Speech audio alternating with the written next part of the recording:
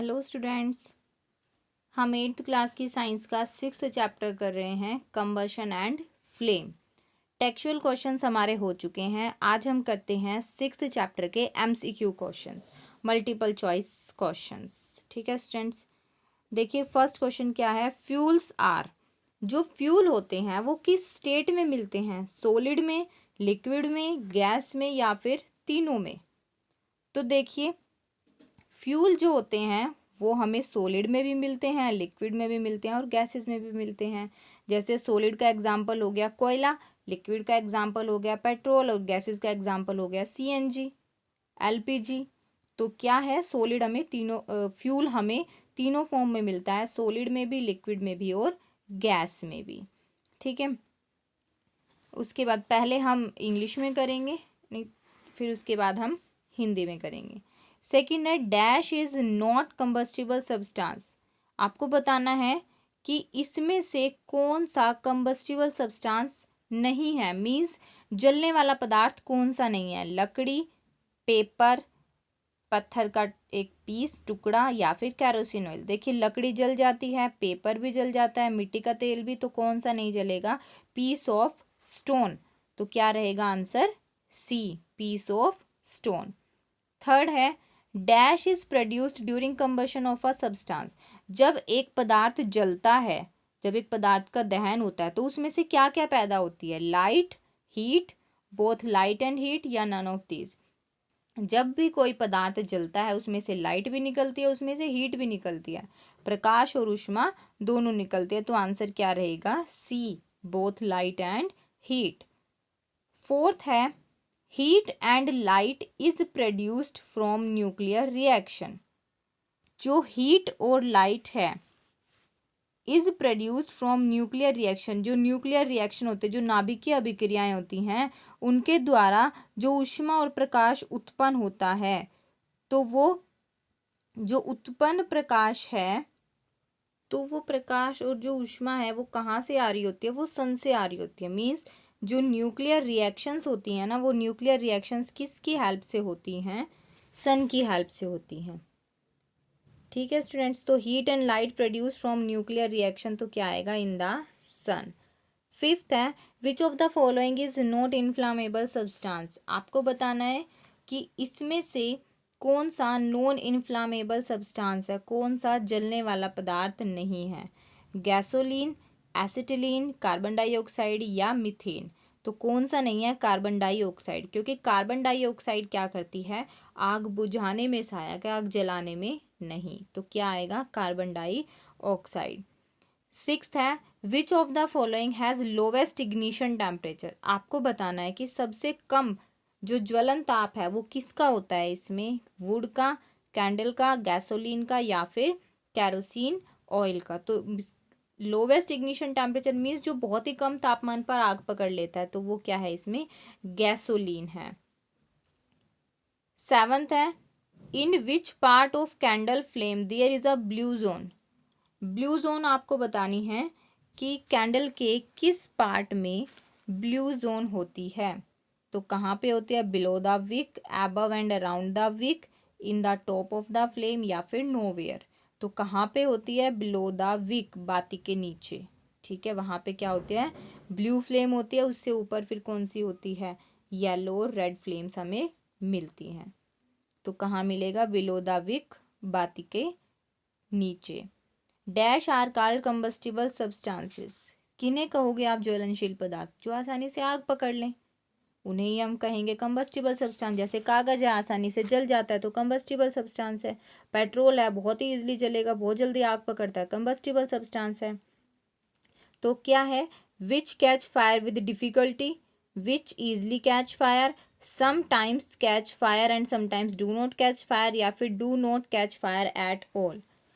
कह रहा है कि आग पकड़ने में मुश्किल होती है, आसानी से आग पकड़ लेता है, कभी आग पकड़ता है, कभी आग नहीं पकड़ता या कभी भी आग नहीं पकड़ता। तो क्या रहेगा? Which catches fire easily, which easily catch fire. तो आंसर रहेगा आपका बी, बी आंसर रहेगा। नाइन्थ है the necessary condition for combustion are. जलने के लिए क्या ज़रूरी चीज़ें? एक्सरसाइज में भी किया था हमने कि सबसे पहले हमारे पास क्या होना चाहिए जिसको जलाना चाहते हैं? पदार्थ होना चाहिए, मीन्स फ्यूल होना चाहिए। उसके बाद उसे जलाने के लिए क्या चाहिए आपको, हीट भी चाहिए, तो हीट भी मिलेगी, और क्या चाहिए, एयर। तो फ्यूल, एयर और हीट, ये तीनों क्या हैं, किसी भी पदार्थ को जलाने के लिए ज़रूरी है। इन तीनों में से एक भी चीज़ एब्सेंट हुई तो वो पदार्थ नहीं जल सकता। फ्यूल, एयर और हीट तीनों क्या हैं, जलने में हेल्प करते हैं। तीनों में से एक भी चीज़ एब्सेंट है तो वो पदार्थ जल ही नहीं सकता। The dark zone of the candle is, आपको बताना है कि डार्क जोन कौन सा है इसमें से। डार्क जोन कौन सा होता है, outer zone of complete combustion, zone of partial combustion, inner zone, या फिर नन ऑफ द अबव।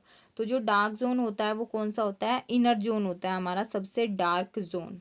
ठीक है, इनर जोन क्या है, सबसे डार्क जोन होता है, सबसे गहरा क्षेत्र होता है कौन सा, इनर जोन, जो आंतरिक क्षेत्र है। The amount of heat produce due to complete combustion of 1 kilogram of fuel is, ये कह रहे हैं कि 1 किलोग्राम फ्यूल को जलाने पर जो हमें ऊष्मा प्राप्त होती है तो वो क्या कहलाती है, कैलोरीफिक वैल्यू। क्या कहलाती है वो, कैलोरीफिक वैल्यू, ऊष्मीय मान। 12th है, which of the following gases is use in fire extinguisher. Fire extinguisher में कौन सी गैस यूज होती है, आपको पहले भी बताया था कौन सी गैस यूज होती है, कार्बन डाइऑक्साइड फायर एक्सटिंग्विशर में। क्यों, क्योंकि कार्बन डाइऑक्साइड ऑक्सीजन से क्या है, ज़्यादा भारी होती है। भारी होने की वजह से वो क्या कर लेती है, जलती हुई जो चीज़ होती है उसके चारों तरफ एक आवरण बना लेती है। ठीक है, और आग बुझाने में मदद करती है। तो कौन सी गैस भरी होती है फायर एक्सटिंग्विशर में, carbon dioxide. The burning of candle is an example of, मोमबत्ती का जलना किसका एग्जाम्पल है, स्लो ऑक्सीडेशन का। स्लो ऑक्सीडेशन, ऑक्सीडेशन क्या होती है, जिसमें ऑक्सीजन का गेन होता है, और आपको भी पता है अगर कोई चीज़ जलेगी तो वो क्या करेगी, ऑक्सीजन को गेन करेगी, मीन्स ऑक्सीजन वहाँ पर होगी। तो जो बर्निंग ऑफ कैंडल है वो किसका एग्जाम्पल है, स्लो ऑक्सीडेशन का। रिन्यूएबल सोर्सेज ऑफ एनर्जी बताने हैं आपको कि ऊर्जा के नवीकरणीय स्रोत क्या होते हैं, पेट्रोलियम, कोयल, नेचुरल गैस या टाइडल एनर्जी, ज्वार भाटीय ऊर्जा। तो देखिए पेट्रोलियम, कोयल, नेचुरल गैस ये तो नॉन रिन्यूएबल रिसोर्सेज हैं, लिमिटेड अमाउंट में है।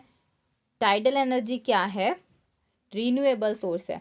होती क्या है टाइडल एनर्जी, समुद्र के अंदर क्या होती है, जब बड़ी बड़ी लहरें उठती हैं तो उन लहरों की हेल्प से क्या किया जाता है, इलेक्ट्रिसिटी प्रोड्यूस की जाती है। तो इसको क्या कंसिडर किया जाता है, renewable sources of energy. Dash is the supporter of combustion, दहन का सहायक कौन है, कौन जलने में सहायता करती है, तो कौन करती है, ऑक्सीजन गैस। पूरे चैप्टर में यही तो पढ़ रहे हैं हम कि जलने में हेल्प करती है ऑक्सीजन और बुझाने में हेल्प करती है कार्बन डाइऑक्साइड। ठीक है स्टूडेंट्स, अब करते हैं हिंदी में। ईंधन है, ईंधन क्या है, ठोस भी है, द्रव्य भी है और गैस भी है। तो आंसर क्या रहेगा, घ। निम्नलिखित में से कौन सा दाह्य पदार्थ है, कौन सा जल सकता है, लोहे की कील नहीं जल सकती, कांच नहीं जल सकता, पत्थर का टुकड़ा नहीं जल सकता, तो क्या जलेगा, कागज। पदार्थों के दहन से पैदा होता है, जब कोई पदार्थ जलता है तो क्या क्या पैदा होता है, प्रकाश भी पैदा होता है, ऊष्मा भी पैदा होती है, दोनों होते हैं। तो आंसर क्या आएगा, ग, दोनों। नाभिकीय अभिक्रिया द्वारा ऊष्मा और प्रकाश उत्पन्न होता है सूर्य से। देखिए नाभिकीय अभिक्रियाएं सूर्य की वजह से होती है, जो प्रकाश और ऊष्मा मिल रहा होता है वो कहाँ से आ रहा होता है, सूर्य से आ रहा होता है। निम्नलिखित में से कौन सा ज्वाला युक्त पदार्थ है, मीन्स जिसमें जब वो जलता है तो उसमें से ज्वाला निकलती है, तो कौन सा है, गैसोलीन। कौन सा है, गैसोलीन। और इंग्लिश में यहाँ पर क्वेश्चन अलग था, इस चीज़ का आप ध्यान रखना। यहाँ पर था कि ना जलने वाला, जिसमें से ज्वाला नहीं निकलती, वो पदार्थ है कार्बन डाइऑक्साइड। ये 5th क्वेश्चन है यहाँ पर। लेकिन हिंदी में क्वेश्चन चेंज है, ये इस बात का आप ध्यान रखना। इसने पूछा ज्वाला युक्त पदार्थ कौन सा है, तो ज्वाला युक्त कौन सा हो जाएगा, गैसोलीन हो जाएगा। निम्नलिखित में से किसका न्यूनतम ज्वलन ताप है, तो किसका था, गैसोलीन, बहुत ही कम तापमान पर जल जाता है। मोमबत्ती के जलने में ज्वाला के किस भाग में नीला क्षेत्र है, तो किस भाग में होता है नीला क्षेत्र, जो बाती होती है बाती के नीचे वाला, जो सबसे नीचे वाला पार्ट होता है वहां पर नीला क्षेत्र होता है। ज्वलनशील पदार्थ किसे कहोगे, जो आसानी से आग पकड़ता हो, तो ख पार्ट रहेगा। ख क्या है? जो सुगमता से आग पकड़ता है। दहन की आवश्यक शर्तें क्या हैं जिसके बिना दहन नहीं हो सकता? ईंधन होना चाहिए, वायु होनी चाहिए और ऊष्मा होनी चाहिए। तीनों में से एक भी चीज एब्सेंट तो दहन नहीं हो सकता। मोमबत्ती की ज्वाला का सबसे कम गर्म क्षेत्र कौन सा होता है? जो आंतरिक क्षेत्र होता है, अंदर का क्षेत्र सबसे कम होता है। कल आपको बताया भी था कि यहाँ से आप अपना हाथ आसानी से निकालोगे जिससे जलेगा नहीं, लेकिन यहाँ पर जो आग लग रही होती है मीन्स यहाँ पर टेम्परेचर ज़्यादा होता है, यहाँ टेम्परेचर कम होता है, तो ये आंतरिक जोन क्या है? सबसे कम गर्म होता है। 1 किलोग्राम ईंधन के पूर्ण दहन से प्राप्त ऊष्मा की मात्रा क्या कहलाती है? जब आप 1 किलोग्राम ईंधन को जलाओगे, पूरी तरीके से जला दिया, तो हम वो जो ऊष्मा की मात्रा प्राप्त होती है उसे हम क्या कहते हैं? ऊष्मीय मान। क्या कहते हैं? ऊष्मीय मान। निम्नलिखित में से कौन सी गैस अग्निशामकों मीन्स फायर एक्सटिंग्विशर, जो आग बुझाने वाले यंत्र होते हैं, उसमें प्रयोग की जाती है? तो कौन सी प्रयोग की जाती है उसमें? Carbon dioxide. कारण भी आपको बताया था, क्योंकि कार्बन डाइऑक्साइड ऑक्सीजन से भारी होती है, जिसकी वजह से ये जलते हुए पदार्थ के चारों तरफ एक आवरण बना लेती है और आग बुझाने में मदद करती है। क्योंकि आवरण बनाने के बाद उस पदार्थ को ऑक्सीजन नहीं मिल पाती, ये ऑक्सीजन की सप्लाई को कट कर देती है। मोमबत्ती का जलना किसका उदाहरण है? धीमी ऑक्सीकरण का। किसका है? धीमी ऑक्सीकरण। ऊर्जा का नवीकरणीय स्रोत क्या है? टाइडल एनर्जी, ज्वार भाटा की ऊर्जा। डैश दहन का सहायक है। जलने में कौन मदद करता है? Oxygen gas. ऑक्सीजन गैस नहीं होगी तो कोई भी पदार्थ नहीं जल सकता।